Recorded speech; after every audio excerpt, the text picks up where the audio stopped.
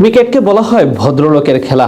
ভদ্রতা, ভ্রাতৃত্ববোধ থেকে শুরু করে পারস্পরিক বন্ধুত্ব, এসব বিশেষণই ঠাঁই হয় খেলাটির নামের সঙ্গে। কিন্তু বিসিসিআই যেন দিন দিন সেটিকে একেবারে নেতিবাচক দিকে নিয়ে যাচ্ছে। পুরো বিশ্ব ক্রিকেটারের জন্য এক বিস্ফোরায় পরিণত হয়েছে এই প্রতিষ্ঠানটি, যার কারণে এবার কপাল পুড়তে যাচ্ছে মোস্তাফিজুর রহমানের, সাথে মান কমতে যাচ্ছে আইপিএল এর। অপেশাদারিত্বের চরম পর্যায়ে পৌঁছে গেছে দুনিয়ার শীর্ষ ফ্র্যাঞ্চাইজি লিগটি।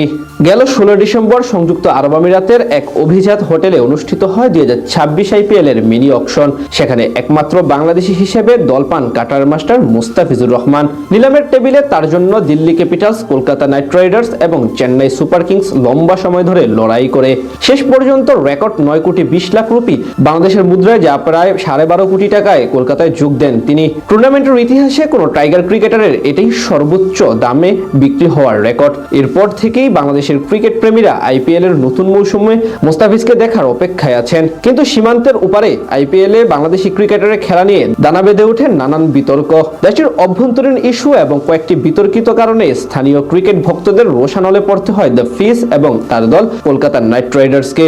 এমনকি ফ্র্যাঞ্চাইজিটির কর্ণধার শাহরুখ খানকে নিয়েও মন্তব্য করে দেশটির কিছু কিছু ক্রিকেট ভক্ত এবং সেলিব্রিটিরা। এরপর বিসিসিআই কেও চাপ দেয় কিছু মহল থেকে।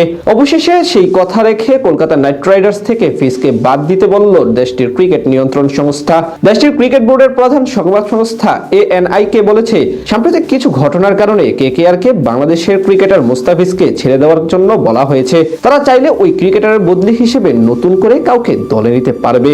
আর এতে প্রশ্ন উঠেছে আইপিএল এর পেশাদারিত্ব নিয়ে। ইন্ডিয়া প্রিমিয়ার লিগকে বলা হয় দুনিয়ার সেরা ফ্র্যাঞ্চাইজি টুর্নামেন্ট। সে অনুযায়ী এখানে প্রতিটি দেশের খেলোয়াড়দের সমান সুবিধা এবং সুযোগ দেওয়া উচিত। কিন্তু বাংলাদেশি ক্রিকেটার বলে এবার মুস্তাফিজের সঙ্গে এমন চরম অপেশাদারিত্বের প্রমাণ দিল বিসিসিআই এবং টুর্নামেন্ট কর্তৃপক্ষ। আর এর কারণে এখন বাংলাদেশি ক্রিকেট ভক্তরাও মুখ ফিরিয়ে নিচ্ছে তাদের দিক থেকে।